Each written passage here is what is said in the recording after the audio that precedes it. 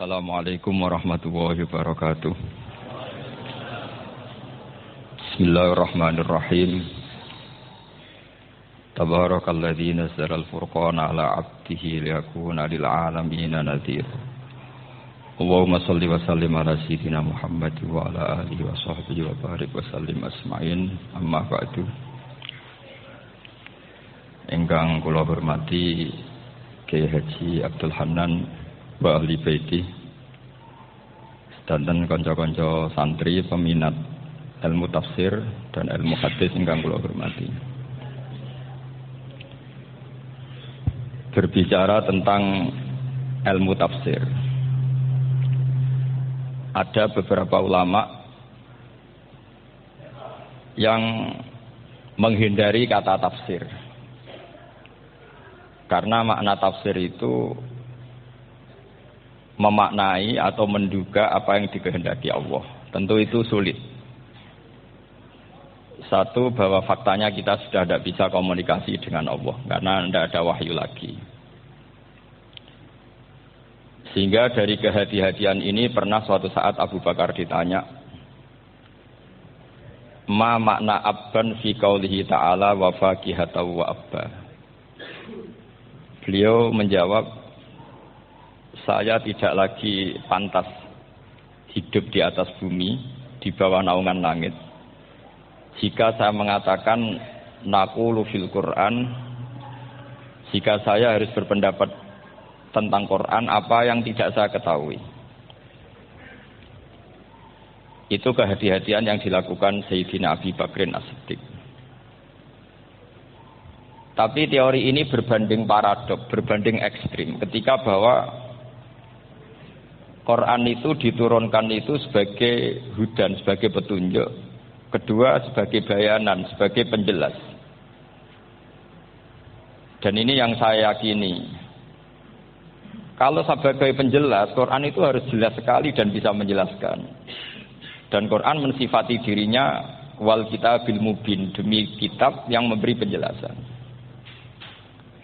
Sehingga dari sudut ini, orang kafir pun mungkin memahami Quran. Dan menurut saya orang kafir pun bisa paham Quran. Kalau Ahok itu melintir Quran, tidak memahami Quran, Pak. Senak harganya itu melintir Quran, tapi tidak memahami Quran. Tapi bahwa Quran itu bisa difahami orang kafir itu ya. Logikanya gampang begini, kata Imam Syafi'i dalam kitab Ar-Risalah. Ketika Quran turun, itu pendengarnya itu tidak ada yang Muslim, belum ada santri Kewagian, nggak ada santri Lirboyo, nggak ada santri Tarang. Pendengarnya itu non Muslim. Nah ini sampai angan-angan. Ketika Quran turun itu pendengarnya Muslim atau non Muslim? Non Muslim. Andai kan Quran itu turun tidak difahami orang kafir, maka lalu objeknya siapa? Sasarannya siapa? Nah sebab itu akan aneh kalau kita yang mondok, misalnya ngaji Edkon, ngaji Alfiyah, ngaji Ulumul Quran, apa saja. Kemudian Anda tidak paham Quran. Padahal orang kafir saja bisa paham. Nah ini tantangan bagi kita. Sing kafir wis paham Quran, masa kita santri tidak paham Quran. Makanya begini, di antara awal-awal periode Makkiyah ada surat disebut Qul ya ayyuhal kafirun. Katakan Muhammad ya ayyuhal kafirun. Karena mukhatabnya atau lawan dialeknya Nabi adalah orang-orang apa? Kafir. Mereka paham ketika dijelaskan Quran, paham. Dan sebagian mereka menjadi mukmin karena paham. Itu termasuk isi makalah yang saya utarakan di sini. Mereka tanya, "Ya Muhammad, siflana rabbak, amin dahabin, amin nuhasin, amin hajarin." Karena orang kafir jahiliyah itu punya tren, yang namanya Tuhan itu fisik. Mereka punya Lata, punya Uzza, punya Hubal. Sehingga kalau Tuhan-Tuhan kita ini dari batu Muhammad, katanya Anda punya Tuhan yang berbeda. Lalu Tuhan Anda ini dari emas atau dari perak. Turunlah ayat Qul huwallahu ahad, Allahus somad. Lagi-lagi mukhatabnya adalah orang kafir. Makanya ini juga akhirnya jadi ilmu madhab, ilmu tentang firqah-firqah dalam Islam. Bahwa kesalahan terbesar orang Khawarij sebagaimana yang dikutip Imam Bukhari. Nanti sama cari di juz 4 atau di juz 3, pokoknya di bab Babu Qitalil Khawarij, karena Imam Bukhari punya adat diulang-ulang. Kata Ibnu Umar yang dikutip Imam Bukhari, innahum intolaku ila ayatin nazalat fil kufar faja'aluha alal mu'minin. Orang-orang Khawarij atau kalau sekarang orang-orang radikalisme itu meneliti Quran, kemudian ketika ada kriteria manusia-manusia tertentu itu dianggap itu kenanya orang Islam, korbannya orang Islam. Padahal awal mula ayat ini turun untuk orang kafir atau kritikan pada orang kafir. Ini cilaka betul. Karena logikanya seperti yang dikatakan Imam Syafi'i, ketika Quran turun, ini enggak ada orang Islam, yang ada orang kafir. Jika mukhatabnya adalah orang kafir. Tapi ayat-ayat ini nanti dipakai Khawarij untuk mengcounter orang Islam. Sehingga mereka mudah mengkafirkan kita karena pakai ayat yang dari awal Allah mengkafirkan orang kafir, sekarang ayat itu dipakai mengkafirkan orang Islam. Ini saking gebleknya orang apa? Khawarij. Makanya kata kitab Fathul Bari yang menyarai Bukhari itu, yang mendorong orang Khawarij seperti itu adalah jahluhum bisyariah. Memang mereka benar-benar bodoh, benar-benar goblok. Misalnya kita kiai atau kita ma'arif atau kita santri atau kita orang soleh. Kemudian kita tidak bisa melakukan apa yang kita katakan. Terus kita oke lah, kita kena kritik misalnya atak murunan nasabil birri napa? Watan sauna anfusakum wa antum taslunal kitab. Terus kita katanya bisa ngomong tapi tidak bisa melakukan, terus dikritik dengan ayat itu mestinya tidak tepat.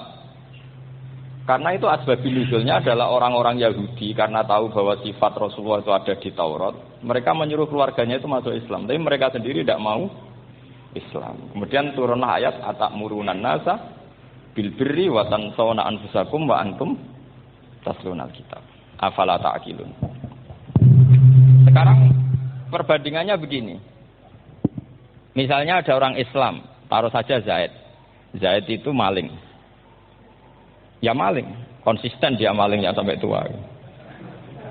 Terus menurut Anda Zaid yang muslim ini, muslim, Zaid itu muslim tapi maling. Jangan bilang maling tapi muslim, dia itu ya. Kemudian Zaid bilang ke anaknya, "Cung, kowe aja dadi maling, dadi santri sing saleh, sing maling bapak tok." Ndak. Ini menurut analisis usul fikih. Ngomongnya Zaid itu benar apa salah? Benar kan? Nasihatnya ya benar, ngomongnya juga benar. Kamu tidak bisa ngeritik Zaid. Kamu bisa ngomong tapi tidak bisa melakukan, tidak bisa. Fa innal amra bil ma'ruf wajib. Wal qawla bil ma'ruf ya wajib. Wal qawla bil haqqi ya wajib. Jadi itu hal yang berbeda. Misalnya fa innal amra bil ma'rufi wajibun. Memerintahkan barang baik itu baik. Wa innal qawla bil haqqi ya wajib. Mengatakan yang hak itu ya wajib. Berarti Zaid tetap kena khitab. Kamu harus nasihati anak secara benar. Kamu juga harus ngomong hukum secara benar. Lalu ketika Zaid ngomong hukum secara benar, cung aja maling, maling ku dosa. Cung aja nerusno profesine bapak maling, maling itu tidak benar. Dia berarti sudah melakukan dua kebenaran, yaitu ngomongnya benar, nasihatnya benar. Dia salah, perilakunya tetap maling. Tapi jangan karena dia maling lalu omongannya enggak salah juga, berarti salahnya malah tiga. Makanya ini pentingnya ngaji sama ulama, sama ahli usul fikih. Jadi tidak bisa dicampur adukkan. Zaid gagal dalam perilaku, tapi jangan gagal lagi di nasihat. Nanti kalau dia tidak nasihati, maka anaknya terus maling, alasannya niru bapaknya. Karena bapaknya kalau mau nasihati nanti disemprit sama santri-santri. Pak, sama ora nasihati anak ora sama maling sama dewe. Maling. Oh, tidak bisa cara usul fikih. Itu malah yudroku kullu, la yudroku napa? Kullu, atau bahasa populernya al-maisur la yasqutu bil maksur. Misalnya kita sebagai kiai hanya bisa takrib, hanya bisa jurumiyah. Apa muda Fatul Mu'in cek aburde. Bulet, maknanya bulet. Kamu tidak boleh ngomong gini, Cong, kowe sebagai muridku kudu nurut aku. Nak gurumu goblok tok takrib, kowe tok takrib wae. Gak oleh ngelangkai guru, gak sopan gitu misalnya. Nggak boleh gitu. Tetap kita ngomong, "Cung, kowe aja koyo aku. Kowe kudu alim Fathul Mu'in, alim Fathul Wahhab." Sama ndak bisa protes. Pak guru sendiri ndak bisa. Kebenaran tetap sebagai kebenaran meskipun kita tidak kuat melakukan atau ndak bisa.